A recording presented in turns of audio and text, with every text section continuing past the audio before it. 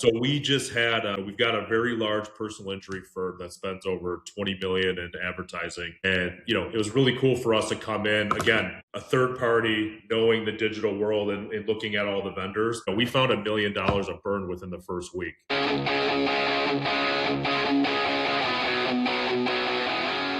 This episode is brought to you by 10X Nerds. If you're a business owner doing real revenue, there's a good chance you're overpaying in areas you haven't even looked at. Things like credit card processing, insurance, telecom, and more. 10X Nerds comes in, audits your expenses across 30 plus categories, and finds immediate savings. And here's the kicker. They only get paid if they save you money. It's a complete no-brainer. If you want to keep more of what you make, go check them out at 10xnerds.com. This episode is brought to you by Rakowski Law Firm. If you're a business owner or have built a level of wealth, but you don't have your estate plan dialed in, you're exposed. Rakowski Law Firm helps families and business owners protect their assets, avoid probate, and make sure everything transfers exactly how it should.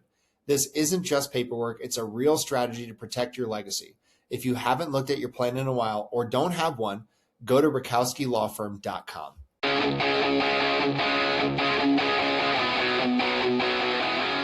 This episode is brought to you by Blue Collar Business Advisors. If you're running an HVAC, plumbing, electrical, or landscaping, or any other type of home service business and wondering where all the money is going despite growing your revenue, you need to talk to Paul Maskill. Paul has scaled and sold multiple blue-collar businesses and now helps business owners improve cash flow, profitability, and financial clarity through outsourced CFO services. His clients gain a better understanding of their numbers, build predictable profits, and create a business that supports the life they actually want. One of the things I appreciate most about Paul is he's not just a finance guy. He's been in the trenches as an owner. He understands the challenges of running blue-collar businesses because he's done it himself. If you're doing a few $1 million a year in revenue and want to stop guessing at your numbers and start building real wealth, head over to bluecollaradvisors.com. That's thebluecollaradvisors.com and schedule a discovery call with Paul and his team. Blue Collar Business Advisors, helping blue-collar business owners build financially healthy companies and achieve permanent profitability. This episode is brought to you by Corberry Digital. If you own an HVAC, plumbing, electrical, roofing, or home service business and you're tired of wondering where your next lead is coming from, you need to check out Corberry Digital. Corberry specializes exclusively in helping home service companies dominate their local markets through SEO, Google Ads, local service ads, websites, content marketing, and lead generation systems that actually produce a measurable ROI. Their team doesn't just focus on clicks and impressions. They help contractors lower customer acquisition costs, increase qualified leads, and build a marketing engine that scales. What I like about Corberry is they understand the blue-collar space. They aren't trying to be everything to everyone. Their entire focus is helping trades businesses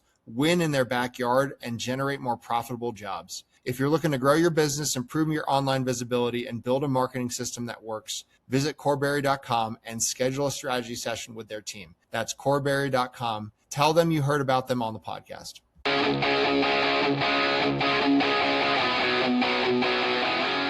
This episode is brought to you by my friend Silas Lagoy over at ForgeMark Wealth. If you're a high-income business owner or professional and feel like you're getting crushed by taxes, you're not alone. And more importantly, you're not stuck. ForgeMark Wealth specializes in advanced legal tax strategies and wealth planning designed to help you keep more of what you make, grow it efficiently, and actually build long-term freedom, not just income. If you're making serious money but don't have a real strategy behind it yet, I highly recommend connecting with Silas and his team. What's up, everybody? This episode is sponsored by ExitWise. If you're a business owner thinking about selling your company, whether that's now or years down the road, you need to know what your business is actually worth and how to maximize that exit. That's exactly what ExitWise does. They help you prepare, position, and ultimately sell your business by assembling a world-class team of M&A experts around you, guiding you from valuation all the way through closing. If you want to know what your business is really worth and how to increase that number before you sell, go check out exitwise.com and get ahead of it. What's up, everybody? Welcome back to another episode of the Big Hitters Podcast. I'm joined by Wes Mathews, who is owner of Stealth Consulting, has a background in home services. He now consults with, it sounds like a broad range of clients, but some personal injury attorneys. Excited to hear about his business and how he got to where he is today. Wesley, can you tell us a little bit about your background and how you wound up where you are right now? Yeah, for sure. Oh man, what is it? 2026. So I think I'm almost 45, but I started in this world, in the digital marketing world, in like 2006, 2007. So think this is at a time where, websites were terrible. I mean, the yellow pages was like the thing to advertise and invest in, right? So I kind of cut my teeth in website design development, organic search, and paid search, because at that time, there was a lot of companies getting spun up that offered these services. And what I saw was, and I personally work for a digital agency, if you will, that, just they spent a lot of time screwing things up, and it was a really difficult world. And my vision was, why not have a web agency that is easy to work with, that actually delivers value, right? Because we're talking at a time when organic SEO, paid search is just sort of coming online. And I'm a little bit more dressed up more than usual today, but like, I'm a t-shirt jeans kind of guy. I'm not going to put on a suit, and I naturally just gravitated to home services because these Almost guys. Like you knew you were going to be doing something today that might require you to look a little bit nicer. I don't know. Yeah, I don't know. I think I've cored it. No, so for me, it was, I love home services because these are guys generally I could riff with, no BS, and just help guide them through making good decisions, right? Because in my world, it's, you have client and you have agency, or somebody trying to sell you something. And I always took the different approach where I'd rather pull up a chair with somebody and help them make a good decision. And if we're that good decision, great. If not, like, let me lead them and help them. Because, at that time, there wasn't a lot of options, but fast forward to today, and AI and every 3-letter acronym, and how much money they've invested in all these different things. That was where I cut my teeth. So I scaled a company called High Level Marketing, started that company really in 2009 and scaled that to 2021. And 90% of our clients were in the home service space, because I was really good at locally targeting a phenomenal website and getting these guys really maxed out from a 10 to 15 mile radius for every search term that you could possibly imagine. So we filled that void, for many, many years, and rode that wave. Related to Go High Level, which is really hot right now. I can tell you a different story about that. So they came on the market in 2018 as a CRM. Yeah. And I'll make a very, very long story short, and I'll let you read between the lines. I started High Level Marketing, and I had the trademark. As of last year, they now have the trademark. And the company I started, High Level Marketing, has since changed to Superpath. We actually, you can kind of understand what happened in there. So very, very grateful, very appreciative that my COO at the time, who was a lawyer, said, you might want to trademark this name. And we did that. And that was another, after I sold that business, it was another amazing opportunity post-sale that created. So they now own the rights to that. Nicely done. Yeah, well, I thought you were about to tell me something negative about them, and I feel like they can do no wrong, but I'll gladly poo-poo on HubSpot, who has burned me. So, okay. So what makes you guys, like, with your consulting and what you do now, like, walk us through that a little bit. You mentioned that before we hopped on, like, you work with personal injury attorneys. Yeah. What is your primary engagement now? Who is your ideal client, and like, what's the transformation you're helping them experience? So it was interesting, right? So like, growing High Level Marketing, we're a pretty big size agency, over 20 million, over 100 employees. Again, targeting the home service world, selling that business. My partner and I still have a small share in that company. We sit on the board. But like, the reason why I sold that business is because we were a product company. Like, we offered websites, we'd offered organic SEO and paid search.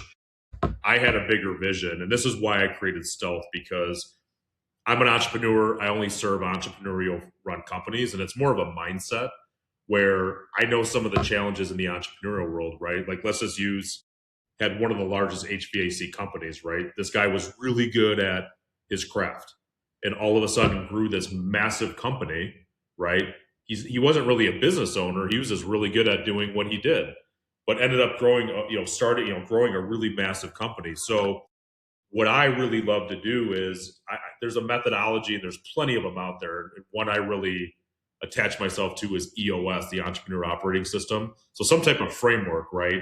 Where I know that as an entrepreneur, number one, it's super lonely, and it's really hard to get the right leaders in the right seats. And one thing I know to be a problem is the marketing seat. The marketing seat for any entrepreneur organization is a really difficult seat. So when I started Stealth Consulting, my vision was, I want to come into an organization and fractionally sit in that seat, because I believe for the most part, you don't need a full-time person. You need a good strategy and you need to be able to execute it. And there's a million people out there that'll give you a phenomenal strategy. I could build you one in Claude in 2 seconds right now. To me, the difficult part is holding it accountable and executing. So my model is a little bit different, as like I just don't have a bullpen of fractionals and I'm like, oh, you need help? Let me plop this person in and all is well. I bring in a strategic CMO level individual, somebody that comes in and all they want to do is execute. I bring in a project management component, and then I also bring somebody in to lead and manage that team. So for me, that was a bigger challenge to solve because in my 20 years of being in the entrepreneurial world, that is a real problem. And I've had a front row seat running my own agency to know where the bodies are buried and how frustrating it is as a business owner to invest tens or hundreds of thousands of dollars and to be frustrated or get bullshit reports coming back and everybody feeds you lines of shit, right? You really need somebody that has your best interest, or better yet, they hire somebody in marketing and it doesn't work out. 6 to 12 months are constantly on this vicious cycle. I just had a vision to change that. And I launched this company in 2014. We're about 2.5 years in. I have a team of 21 and we're having a ton of fun solving a lot of problems. That's awesome. And then you dropped in the comments, like, where are you guys at in terms of overall sales and revenue? I mean, you're balling right now. It sounds like. Yeah, just hit $4 million in reoccurring revenue within 2.5 years. So pretty proud of that. I mean, I really wasn't chasing revenue for this company. We was really wanted to help entrepreneurial companies solve this problem. The revenue kind of came. So we're at about, I think, 340 a month in reoccurring revenue and how we serve our clients, which is pretty amazing in the short amount of time. But I've really, again, I think parlaying from our experience in the world of web and digital to now solving bigger problems. And the beauty is I still pull those resources in, right? But now I can help clients weed through the 10,000 agencies out there that they'll all tell you they're the best at everything. But we come in, hold everybody accountable. So we talked a little bit about personal injury. Some of these guys spend a lot of money, millions and millions. I had a call yesterday with a good buddy of mine. He's gone through like 3 or 4 and he's just feeling so burned by it. Yeah. So we just had, we've got a very large personal injury firm that spends over 20 million in advertising. And, it was really cool for us to come in, again, a third party, knowing the digital world and looking at all the vendors. We found $1 million of burn within the first week. And again, I look at this as, if you've ever been on a cruise ship, right? You port out of Miami and the goal is that you're going to go to the Bahamas in 3 days. So like the captain comes on the ship and like sets a dial right on where you're going to go. And if that dial is just a little click off, like you're going to end up somewhere you probably don't want to go. And for me, who's looking out for the client? When you're an agency or you're selling services, there's nobody that really has the client's best interest. And half the time when they have marketing people, they don't know what's going on. They're not experts. So we come in with a different perspective, hold everybody accountable, and make sure that every dollar that's going out, we're quantifying coming back. So again, we're not for everybody, but if they're entrepreneurial, there's been challenges in marketing, the founders ready, to like your buddies banging their head against the wall. Like all I want to do is, spend the money, get what I'm expected. Yeah. And what is, out of curiosity, Wesley, what is, if you had to point to one area for personal injury attorneys? I've thought about this too, because it's like you're not catching people like they're clicking. They might be, I know, direct advertising like through Google, like high intent, but it's like they do a lot with billboards, sides of buses. It's interesting to me, like some of the legacy marketing those guys invest into, ads, radio, things like that. Have you found there's one channel that's the best ROI for personal injury attorneys? Yeah, I mean, digital, meta on digital, 100%. Meta, really? Meta. But I will tell you, the bigger problem within a large firm is leakage from the MarTech stack. So like, again, if there's a lot of money being spent, nobody's really looked at that ecosystem and how things are attributed. So where we find a lot of pain points and we come into a PI firm and do a big audit, mostly things aren't set up properly from an infrastructure perspective. But then also, again, I'm not saying all vendors are bad, but like when vendors aren't being held accountable or nobody's paying attention, when we come in, we're really leveling up LSA and just search overall in general, and just making sure that it's set up properly. And you would be dumbfounded on just how many, they're just not set up properly. And there's a ton of leakage, right? So our Yeah. goal is to come in, level everybody up. Again, I have a 16-year-old son. I have 5 kids, but I love this analogy because it's so easy. We actually went on vacation, and there was a little overlap where he was home for 3 days. Yeah. He stayed home by himself, right? 16-year-old kid, super responsible kid. But I have a bar in my basement, right? My wife's always been, as kids are growing up, we should lock that. For whatever reason, my kids think that there's a camera on the bar. There's not a camera. There's never been a camera, but they think that in their mind. Yeah. So what happens now is they're not going to touch it. It really makes them conscious, right? Yeah. And I use that analogy because now that when we get involved with a firm and now they have the resources internally, all vendors step up to a whole nother level. So we come in and do full audits, make sure, again, structurally sound, make sure all the vendors are doing what they say they should. And if not, we replace that. We may run it internally, but, and we find out, because most of these BI firms are spending over 25, 50,000 a month. It's insane. Well, they make great money too. Yeah, You'd be shocked at how much money is just getting thrown out. It's almost sickening. So I have a ton of fun in that space because, again, we don't have a dog in the fight. I'm there to help the BI firm and give them the data and help them make decisions, non-biased. And that's just my approach in business. Well, dude, it's crazy. I come from financial advisor. I used to be a wholesaler for financial advisors. So I saw the sheer spend that guys spend on dinner seminars, which is still, which is crazy to me that in 2026, we still have guys paying to get butts and seats at a Ruth Chris. But one of those is 10 grand, easy, and a good advisor is running at least 2 of those a month, if not more. And then you're layering in the digital stuff. Then you're layering in the referral campaigns, all the other things. But it easily, could be $100,000 a month, depending on the size of the firm, if not more. What's going really well with your business right now? What's a big challenge you guys are facing? Again, I think I've got the perspective of prior life, prior company, and the growth and scale of that. I think for us, what's going really well is, you hear this word fractional get thrown around a lot, and it can mean a lot of different things to a lot of different people and or marketing. But what's going really well is I've really been intentional and specific around our ideal customer profile and who we're not going to work with, right? So for us, saying no to startups, saying no to private equity run companies, and really staying true to just who do we really work well with, and saying no to everybody else, right? Because I think it's really difficult as an entrepreneur or anybody in a business that, to try to be everything to everybody and think that every opportunity is a great opportunity. For us to be in that position where, number one, we don't need to do it, but now we're really intentional with it. And that's just allowing us to really build and scale our processes around it just makes life and the business so much easier knowing that. So it's a good recommendation for everybody, just to really look at your ideal client and for marketing, how are you targeting that specific ICP? And it's really helped us. And me being so close to marketing should be table stakes, but I also suffer from it as well, like everybody else. Yeah. If somebody doesn't have the right agencies, do you come in and make a recommendation like, hey, these guys are solid, they've done really well for my other clients? Yeah, 100%. I mean, that's our goal. If we can't help a client direct, right? I mean, we'll always have a 30-minute call with anybody, right? And see what's going on. And if it's not a good fit for us, lead them to the right partner that, hey, we know that, because again, digital marketing is such a blue ocean where what's the specific challenge? I've spent the last 20 years, but more specifically the last 3 years, really knowing, and agencies, they can all be great, right? But what are they best in the world at? What are the top 2 to 3 things that they're best at? And we'll just send clients to them and just refer them out. Yeah, love that.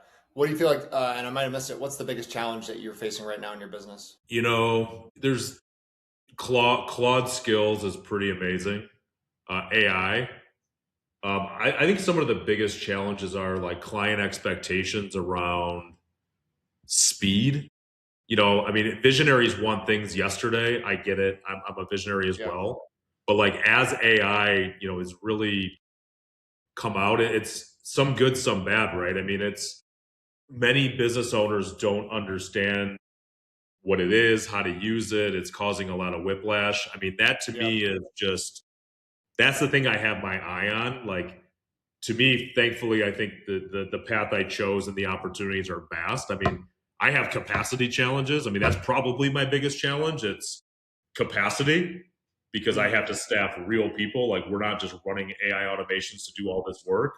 It's, fortunately, too, the agency's model is changing, so I'm able to get a lot of talent, but we can't move fast enough based on demand in the market. So it's people, capacity, labor. But yeah.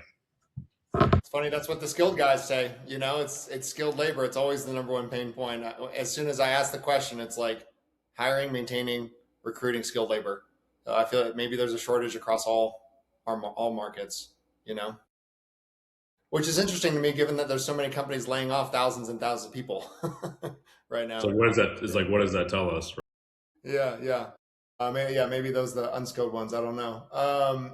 What's something we haven't talked about today that gets you fired up? So it could be something business or unrelated to business. Could be a hot take about sports.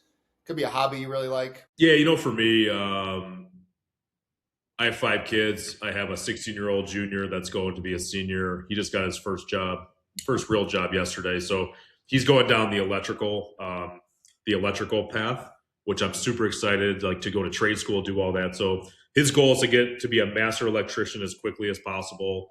I had this vision. I didn't go to traditional college. I kind of went a different path. So I had this vision of him going to school and doing this thing. And he's like, that's your vision, not mine. And he's just taken action, accepted a job yesterday, kind of like ground floor, really learn. So, I have this vision of one day of being the older man on the rocking chair and helping my kids architect their own companies, but let them kind of do as they will. So just super excited about that. And then I invest personally a lot of time, energy in other entrepreneurs. So I'm in an office now that used to be an old Henry Ford building. I host events at my space. I'm very big on just bringing entrepreneurs together and creating opportunities. So I have a speaker coming in here in a couple of weeks, and he's talking about like connectors and just like really looking at your business and how you invest in other entrepreneurs, because you hear a lot of these guys, right? And you're like, well, I'm not in sales. It's like, if you're an entrepreneur, you have to think about sales to some capacity. And I'm all about, how do I add value and surround myself with 5 to 10 connectors that I can pour into. That's just something that I really I've done the last couple of years, and it's paid massive dividends. So give with no expectation coming back has been something that I've really kind of gone all in on. It's been amazing. It's interesting. And in the blue collar space, that is one thing I appreciate about them, is there is such a culture of sharing. One of my businesses is a virtual assistant company. I do virtual assistant staffing. And as a financial advisor, I was used to having a mastermind where I could, network and share ideas. Like anything, there's nothing new under the sun.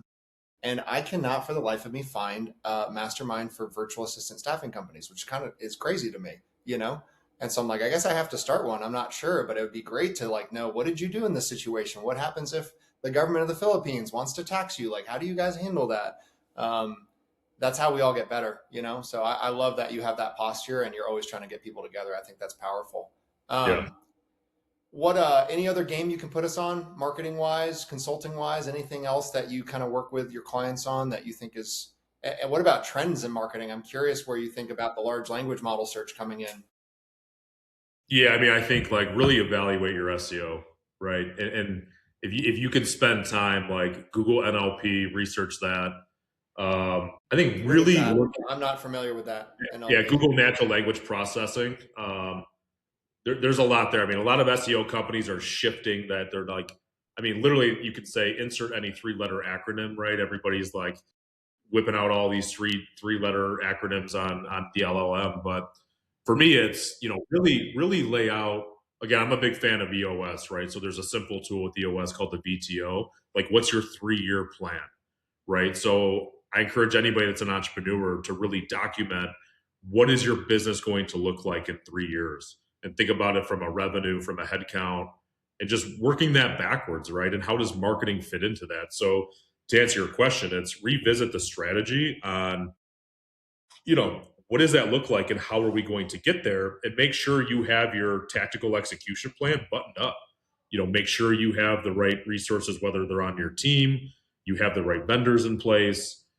I just meet so many guys that they want to avoid it like the plague, or, we've had this company for 6 years and it's fine, but the reality is, you might appreciate this. I would tell people back in 2009, I would get a lot of clients that, my sister's cousin's brother's daughter runs our marketing or built our website, right? And it looked exactly like that. It was terrible, right? And I would advise clients like, you need to professionalize this and level up.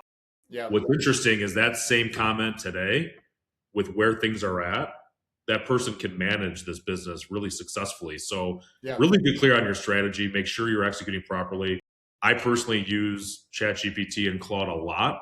I use Chat for strategy and I use Claude to do. Like Claude's like my execution component. So I think start playing around with that stuff. I mean, don't believe everything, but like start to toy with these things and start to look at some AI, get a really good advisor that can really like, what are the first 5 things I can do internally before you try to take it all in, because it can be overwhelming.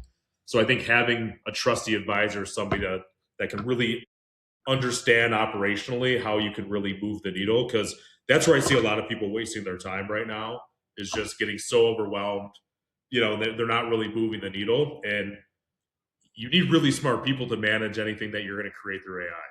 Because I've seen stuff breaks. It's like anything else. I think it's custom software just kind of cut short, but it still opens up a whole nother set of objectives. So just be careful around that, educate yourself, spend some time there, find a trusty advisor that can help you. Yeah, good stuff. Wesley, if people want to learn more about your business, where can they find you? You can find me on LinkedIn, Wesley Mathews with 1 T, but company website, stealthconsulting.com. We're here in Michigan, but we help companies all over. I love it, man. Well, thank you so much for coming on the podcast. Don't go anywhere because I want to keep talking, but thanks for coming on the show. Thanks, Andrew. Appreciate you.